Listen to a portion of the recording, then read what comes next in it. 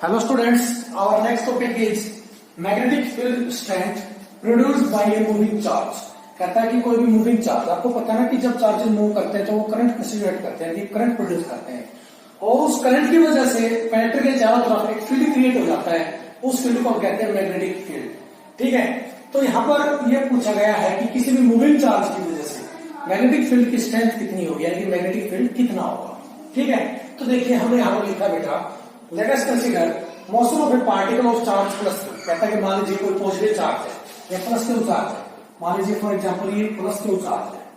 ठीक है, ये मूव कर रहा है विद वेलोसिटी v, किसी वेलोसिटी v से इन दिस डायरेक्शन। मान लीजिए फॉर एग्जांपल ये इस डायरेक्शन में मूव कर रहा है, कितनी वेलोसिटी से, v वेलोसिटी से। And we want to find out magnetic field strength at any point at a distance r from it along a direction making angle theta with velocity।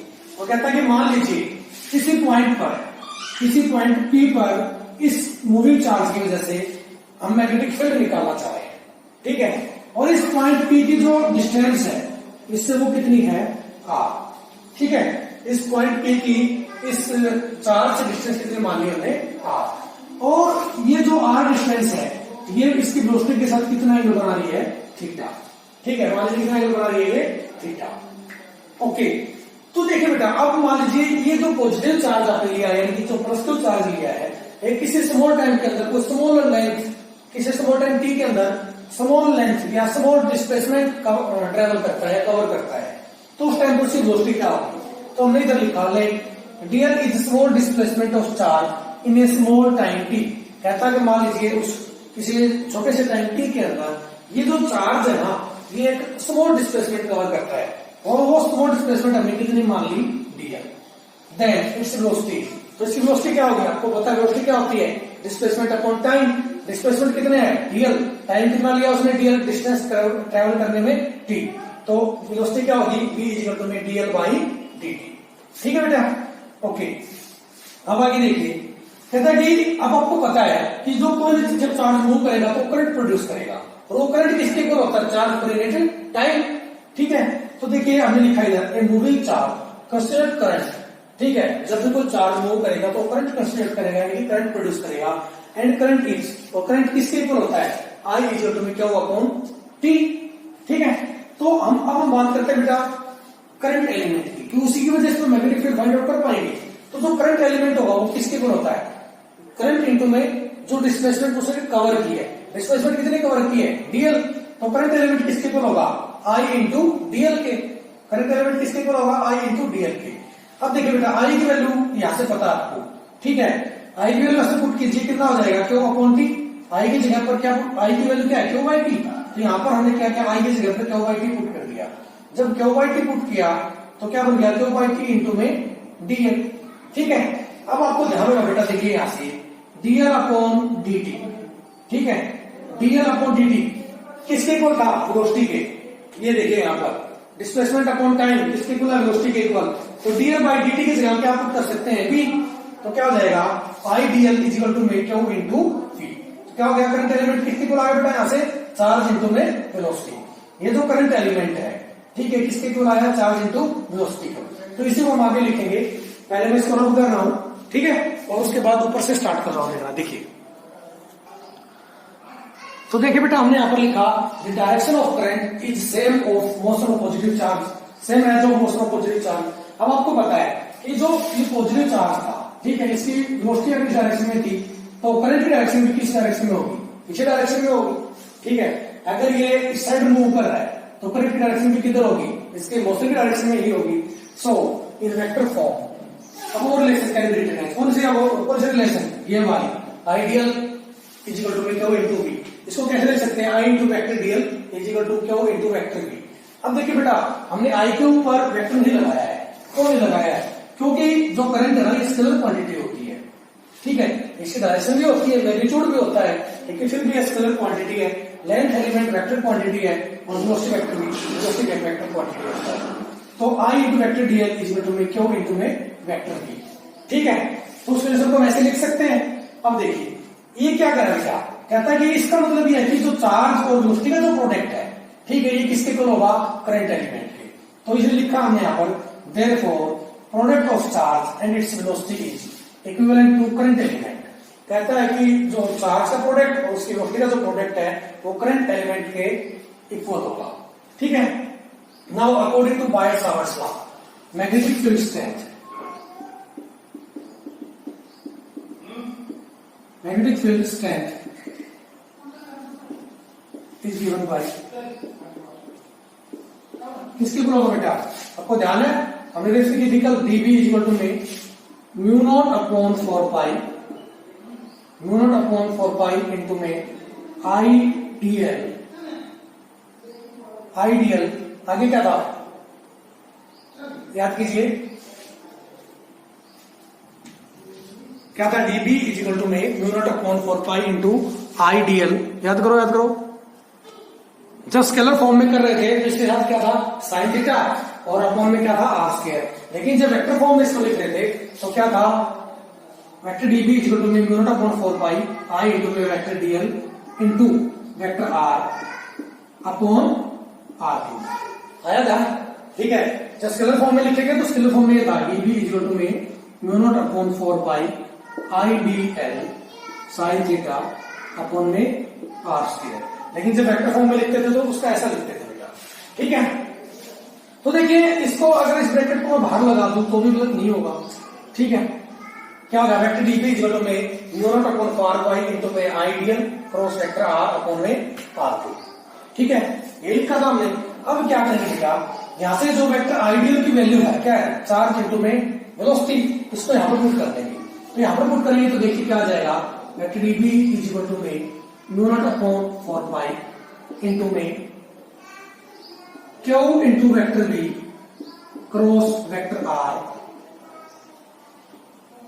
Upon में R3। ठीक है। ऐसा इसको लिख सकते हैं। तो देखिए बेटा इस चार्ज को बाहर निकाल लेंगे तो क्या बन जाएगा? Vector dB is equal to में mu not upon 4 pi Q into में vector V cross vector R upon R3। ठीक है। तो ये क्या आ गया? Expression for electric field, sorry magnetic field strength due to a moving charge. तो इसको लिख सकते हो यहां पर, लिख देता हूं यहां पर, this is the expression for magnetic field strength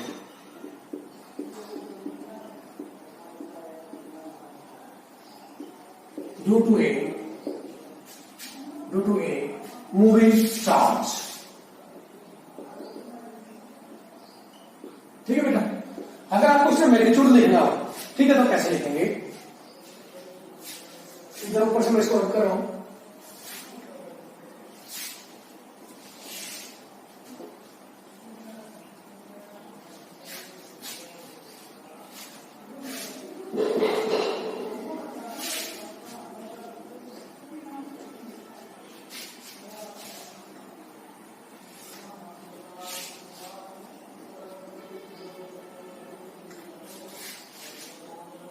Okay.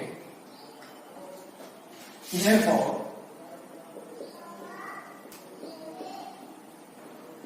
magnitude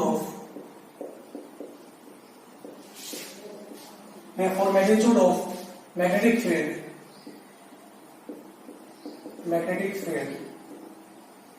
strength produced by moving charge किसके इक्वल होगा? जब इसका मैग्नीट्यूड लेंगे तो वो आएगा vector dB is equal to में म्यू नॉट अपॉन 4 पाई। ठीक है। Q V sine theta upon R square. ये कैसे आया वो हम पिछले लेक्चर के अंदर कर चुके हैं। जिस बच्चे ने पिछला लेक्चर नहीं देखा है वो अपना पिछला लेक्चर देख लीजिए। ठीक है बेटा। तो ये जो एक्सप्रेशन है, ठीक है, ये वाली और ये वाली, ये दोनों जो एक्सप्रेशंस हैं ये किसी मूविंग चार्ज की वजह से जो मैग्नेटिक फील्ड प्रोड्यूस होगा उसको बता रहे हैं। ठीक है। देखिए बेटा ये रिलेशन तब आई है मैग्नेटिक फील्ड की जब वो पॉइंट उस मैग्नेटिक फील्ड चार्ज की जो डायरेक्शन थी मोशन की उससे किसी एंगल पर एग्जिस्ट करता था। यानी कि ये हमने क्या बताया था कि पॉजिटिव चार्ज है ये इस डायरेक्शन में मूव कर रहा है। तो वो जो पॉइंट था जिस पर हमने मैग्नेटिक फील्ड फाइंड आउट किया है, वो पॉइंट यानी कि उसकी जो डिस्प्लेसमेंट है या उसकी जो डिस्टेंस है वो इसकी वेलोसिटी के साथ कुछ एंगल बना रही है। ठीक है, तो अब हम इस पर कुछ स्पेशल केसेस करते हैं। तो मैं देता हूं स्पेशल केसेस। केस 1 क्या कहता है, one point lie in the direction of motion. क्या हो बेटा, जब ये पॉइंट, अब देखो ये था यहां को हमने बताया था इस रिलेशन के लिए कि जब वो पॉइंट P जो था, ठीक है, वो वेलोसिटी से किसी एंगल पर एग्जिस्ट करता था। ठीक है, लेकिन मैंने कह दिया कि ये जो पॉइंट है वो यहां एग्जिस्ट ना करके कहीं इसकी डायरेक्शन ऑफ मोशन के ऊपर एग्जिस्ट करता हो। यानी कि मान लीजिए फॉर एग्जाम्पल वो पॉइंट यहां एग्जिस्ट कर रहा है। ठीक है, अब जो चार्ज पार्टिकल वो इधर ही मूव कर रहा है और जो पॉइंट है जिसको अपने को मैग्नेटिक फील्ड फाइंड आउट करना है वो भी इधर एग्जिस्ट करता है। तो इस केस में थीटा क्या होगा, 0 डिग्री। थीटा क्या होगा बेटा, 0 डिग्री। तो मैग्नेटिक फील्ड कितना होगा, तो देखिए इस रिलेशन के अंदर थीटा की वैल्यू क्या पुट कर देंगे, 0 डिग्री। तो क्या हो गया, dB इज इक्वल टू में μ0/4 पाई QV sin 0 degree upon r square. ठीक है, साइन 0 किसके इक्वल होता है बेटा, 0 के। तो क्या हो जाएगा, μ0/4 pi into QV upon r square, और उस पूरे के मल्टीप्लिकेशन में क्या है, 0 इंटू समथिंग 0। तो मैग्नेटिक फील्ड भी क्या आ जाएगा बेटा इस केस के अंदर, 0। ठीक है, तो ये था हमारा केस 1। ध्यान रखना कि जब पहले ये रिलेशन निकाली थी ये तब आई थी जब पॉइंट P उसकी वेलोसिटी की डायरेक्शन के साथ कुछ थीटा एंगल बना रही थी। अब हमने क्या कहा कि वो पॉइंट P उसकी वेलोसिटी की डायरेक्शन में एग्जिस्ट करता हो, ये पॉइंट P वेलोसिटी की डायरेक्शन में एग्जिस्ट करता हो, तो उस टाइप का मैग्नेटिक फील्ड क्या होगा, 0। अब देखिए case second.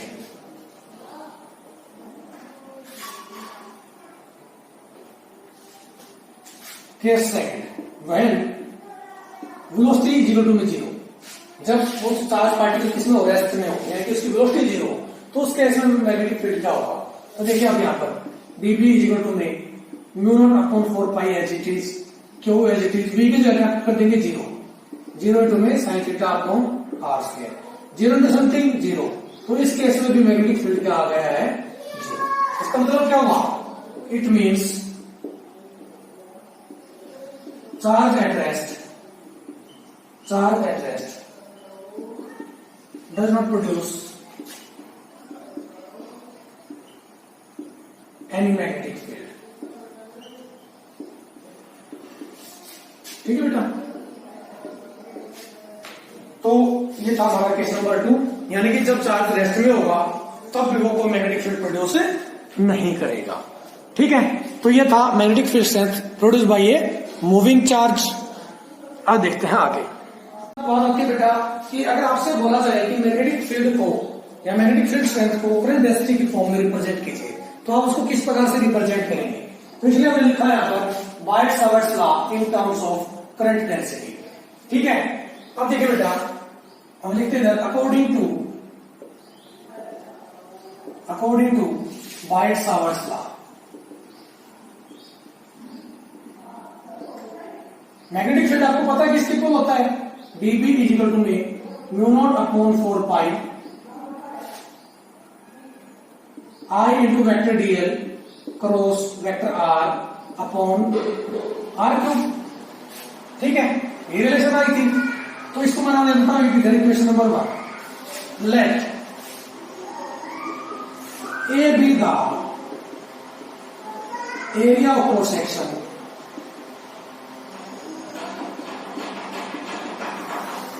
then current density is given by, current density को बेटा किससे रिप्रेजेंट करते थे हम, जे से। करंट डेंसिटी को जैसे रिप्रेजेंट किया जाता था, और करंट डेंसिटी होती किसके इक्वल थी, करंट पर यूनिट एरिया। ठीक है, करंट डेंसिटी होती थी करंट पर यूनिट एरिया के इक्वल। अब देखिए जो भी आपने वहां कनेक्टर लिया था, वायर लिया था, ठीक है, इसका एरिया क्रॉस सेक्शन में कितना मान लिया है, उसका हम एक छोटा सा एलिमेंट कंसिडर कर रहे थे। ठीक है, जिसकी लेंथ कितनी थी, डीएल के इक्वल। ठीक है, तो अपने को इधर क्या चाहिए, आइडियल यानी कि करंट एलिमेंट आइडियल है, तो क्या करें, इसको ऊपर डीएल से मल्टीप्लाई कर दे और नीचे भी डीएल से मल्टीप्लाई कर दे, कोई फर्क पड़ेगा नहीं। तो देखो ऊपर तो क्या बन गया बेटा करंट एलिमेंट, नीचे क्या गया एरिया इंटू में लेंथ यानी कि वॉल्यूम के इक्वल। तो करंट डेंसिटी किसके इक्वल होगी, यहां से आईडीएल अपॉन डीवी। अब छोटी सी लेंथ ली है तो इसका वॉल्यूम भी स्मॉल होगा, ठीक है, इसलिए हमने क्या लिख दिया यहाँ पर डी।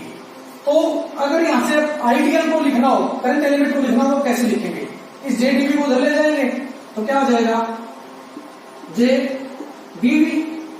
ठीक है बेटा, क्या हो जाएगा जे डीवी। अब देखिए इस वैल्यू को आइडियल की जगह पर यहां पर पुट कर देंगे।